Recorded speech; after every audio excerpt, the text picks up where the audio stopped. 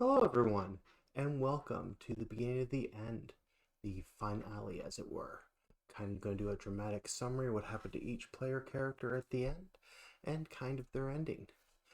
With that, though, these are going to be dramatized, so if you want the actual true story, ask the player, though they are not obliged to tell you exactly what happened. So, let's begin.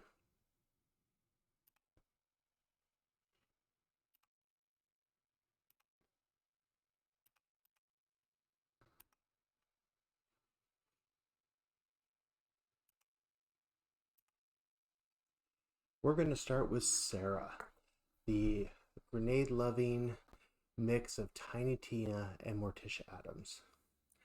In the end, as she laid in this trapped out dimension, speaking with her guest, as it were, she asked them what was going to happen. They said if there was even the closest summoning connection or anything to the Supernal, they would flee that way, and offered her to come with them. But they told her that she could not remain as she was. They would take the essence of what she is and who she is meant to be, though her body would stay behind or not survive the trip.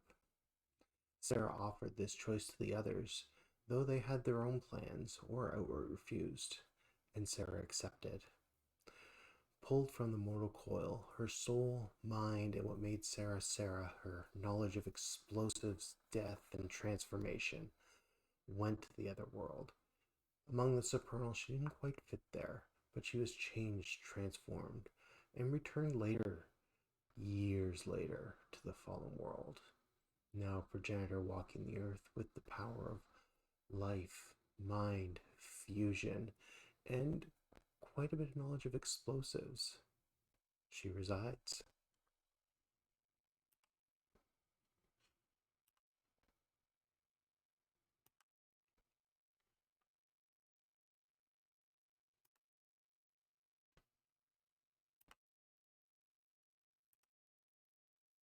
Just in case. Returning to the fallen world via the airship, Justin was there to discover, like many who escaped, they had to give up their old selves, the ones who had been living this life for the last 12 years, or endure and erase them. Justin chose to be the survivor here, escaping and taking over his life 10 years later. He met up with someone he had fallen for, hoping against hope that she too had chosen to survive. It was then, when they met again, that he discovered she did. And it was Matilda, as they shared a final kiss in the final scene and left the Silver Ladder to join potentially the Free Council. We'll see where this story takes us.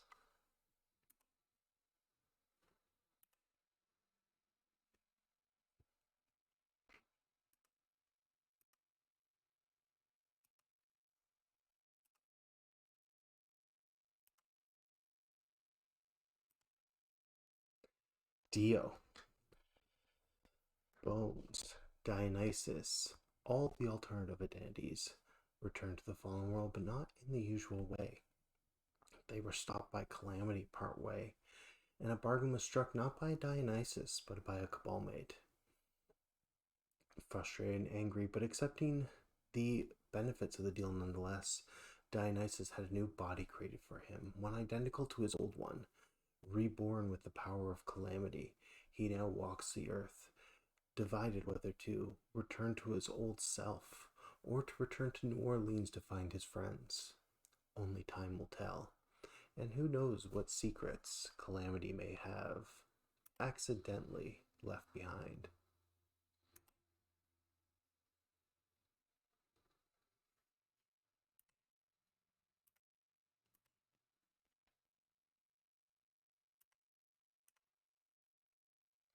Evaldi, pilot of the airship, did return to the fallen world, and when left the choice to destroy himself, he took the body, though through a mastery of mind and time, replicated what had happened the 10 years before and fused those minds together, leaving him disoriented for a couple months.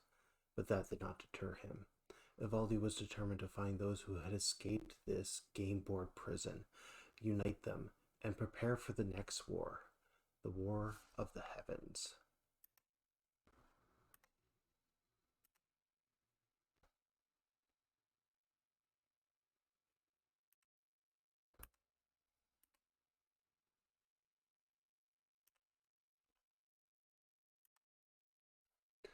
Artemis. Artemis escaped through happenstance, following the lucky Marcel back to Earth. She took her old self, but for reasons beyond just self preservation.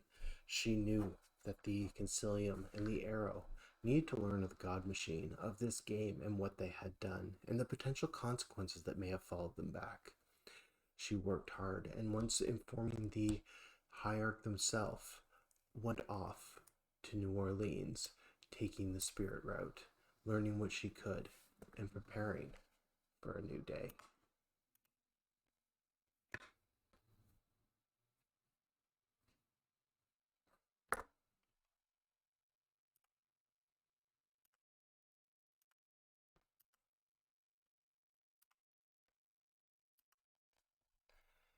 G-Man, the federal agent taking on his role, called down to his supernal, called the most powerful supernal being he once had, the Skull Engine, the creature that requires you hand over your spells while it communicate with you. G-Man informed it of the end of this world and its confusion and struggle. It was shocked that it would lose a important member, an important agent upon the world. Offered G-Man a choice. They could not take his flesh, but they could transform him and his power and return him to himself. Accepting the deal, the metal arms retracted from the skull's face, pulling G-Man into the darkness where he was bent, burned, and soul reforged into a badge. Through misdirection and a little bit of trickery, the realm of clockwork placed that badge in line with the G-Man of the fallen world, leading to some interesting stories that are yet to come.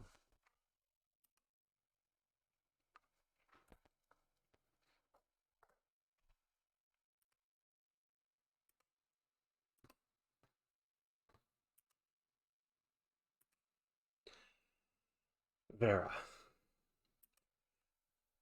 Go Lucky Arcanthus Vera, the one who unleashed the abyss into the French Quarter, letting it seep into the land, the one that screamed at the watching exarch above, the one that became a circuit breaker for the two and had sold her soul, her future, and her generations to come to a supernal entity known as the Huntsman. As the exarchs exacted their revenge, destroying Vera and everything unsupernal about her, her soul to be grabbed, the Huntsman, and a little bit of fate trickery, took root, pulling what was left of the destroyed Vera, not her magic, not her power, but her mind and the torn fragments of her soul.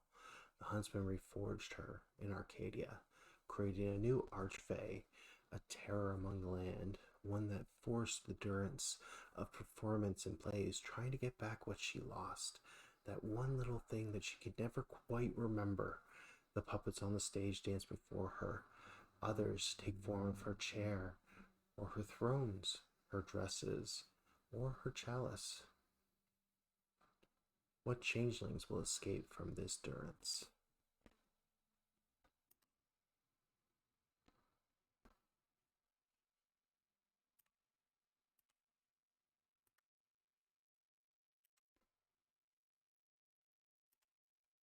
Genevieve. As the others returned to the fallen world, Genevieve had never come from this world. But true to her legacy and her power, completing this story, the book opened once more. As the pages unfurled to a land of ash and fire and destruction, the screams for help echoed. Genevieve, knowing her job here was done, moved on, passing to this dark apocalyptic world, the great Hell's Gate, as it were. And that will be a story for another time.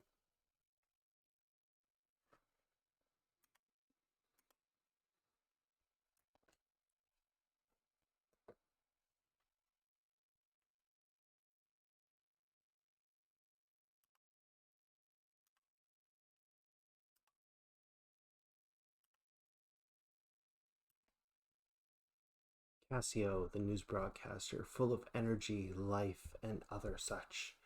When trapped at the end, outside space and time, They tried to puncture to a new reality. Something known as the Soul Collector prevented her. When the confrontation happened, it unleashed its magic, sealing it, and warped itself to the future, leaving them to their own devices. Cassio was offered by Sarah to be transformed into the realm of unity if she would be willing to forego being a mage. Cassio refused. Cassio watched as Sarah and G-Man left, and a sudden disconnection from her mystery cult led her to age, weaken, and change drastically as something tried to enter this realm. Eventually, Cassio allowed Calamity and Baba Yaga to enter.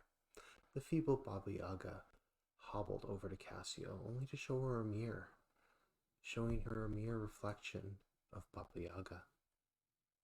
With that, Baba Yaga offered Cassio a chance to meet with another version of herself, a younger version, a foolish version, and try and change the path of history, but could never reveal who she truly was. Cassio, ever determined to set things right and to have it all, went back to the past in another hubristic attempt to change reality.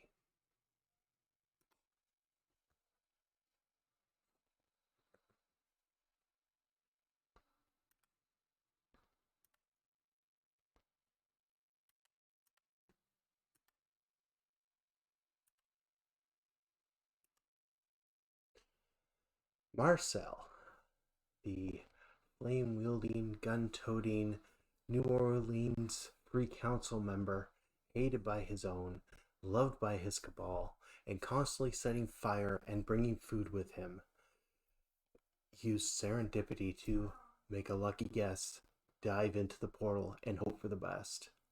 And guess what? He survived.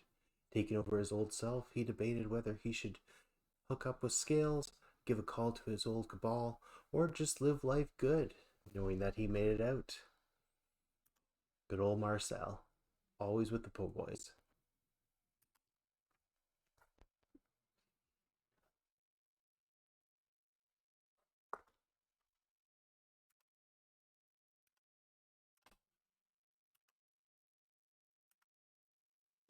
Ozzy, Ozymandias, the great power, the great summoner of ether, a master of prime, worked hard to understand ley lines, hollows, and the source of mana.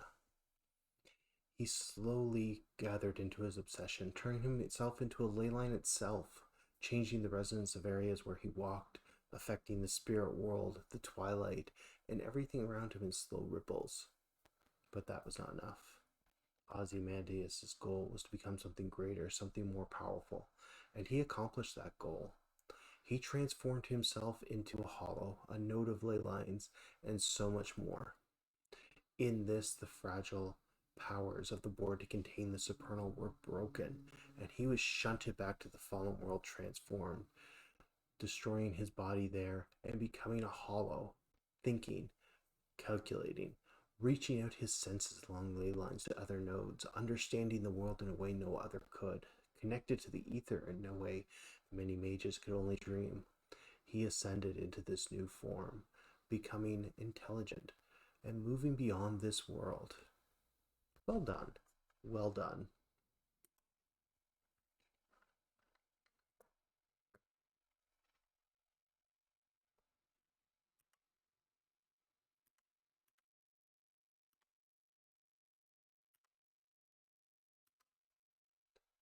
Dr. Enki, his space spell rediverted by Calamity, leading him and Dionysus to her realm rather than home. She used Enki to strike a deal to enter the fallen world as a guest, her hopes there to transform and become something new. In exchange, she offered them new bodies. Dr. Enki decided to become something more than a mage, and something no longer human. He transformed his life magic and essence of the primal wild into himself, becoming a true shapeshifter, no longer human, but able to take the form of any animal he encountered and touched. He wandered the land, gathering power, gathering samples, and creating new transformations for himself day in and day out. He was forever changed.